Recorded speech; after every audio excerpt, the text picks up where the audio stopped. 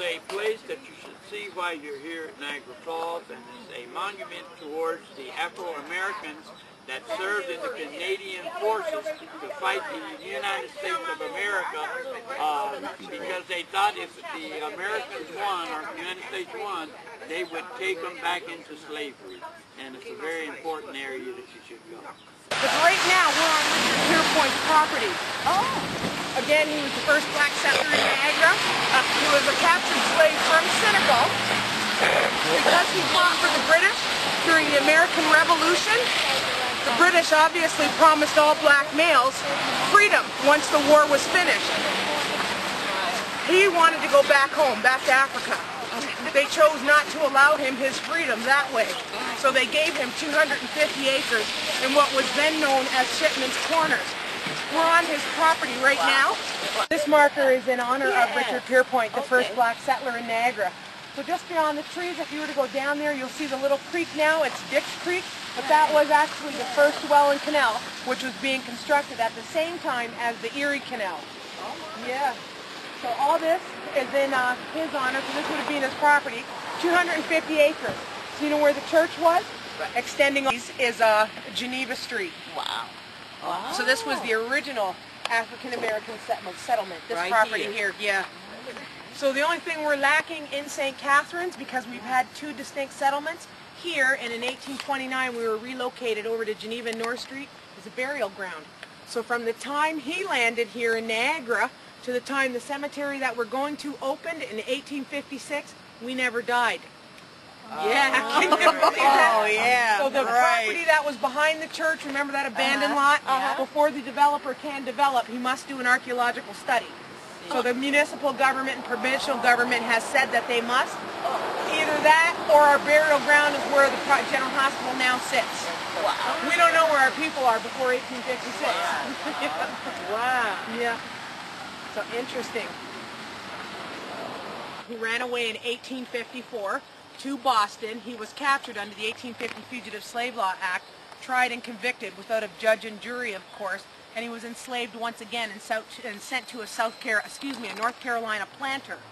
His friends of the Baptist faith, 12th Street Baptist Church in Boston, purchased his freedom. Reverend Grimes, the marker on the front of the cemetery, indicates that they purchased his freedom.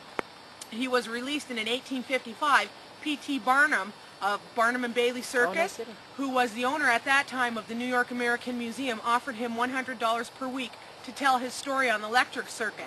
So of course he'd be beside the bearded lady, Tom Thumb, and all these other freaks of nature, and Reverend Burns rejected that. He's a humble man.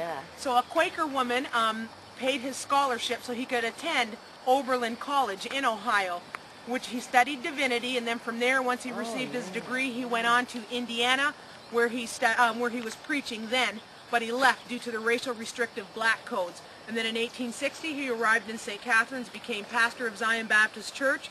The church was in financial ruin. In 2 years, he happened to turn it around, and he passed on. He died in 1862 at the age of 28.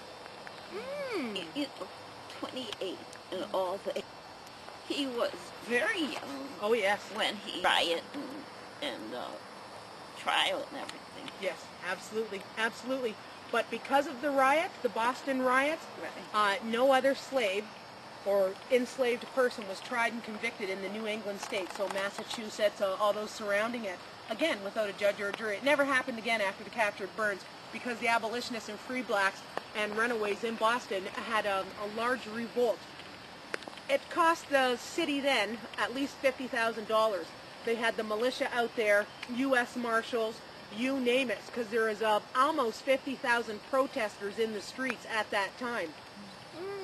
Yeah, so it was the largest abolitionist revolt in U.S. history. And then the second one, of course, would be the capture of John Price in Oberlin, Ohio in 1856. Now, his descendants are in St. Catharines as well. I didn't know that. Yes.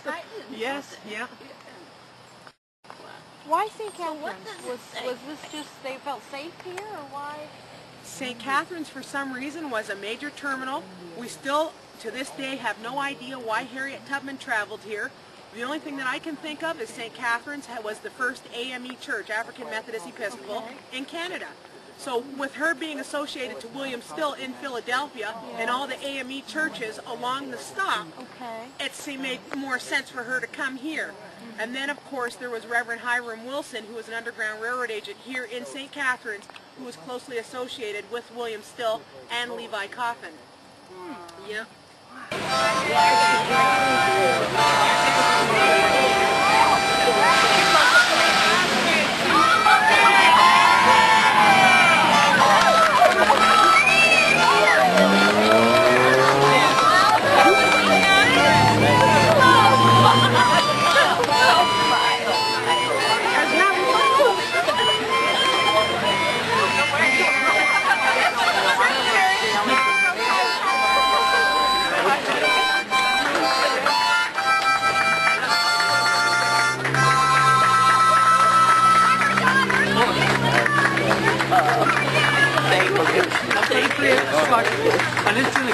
you.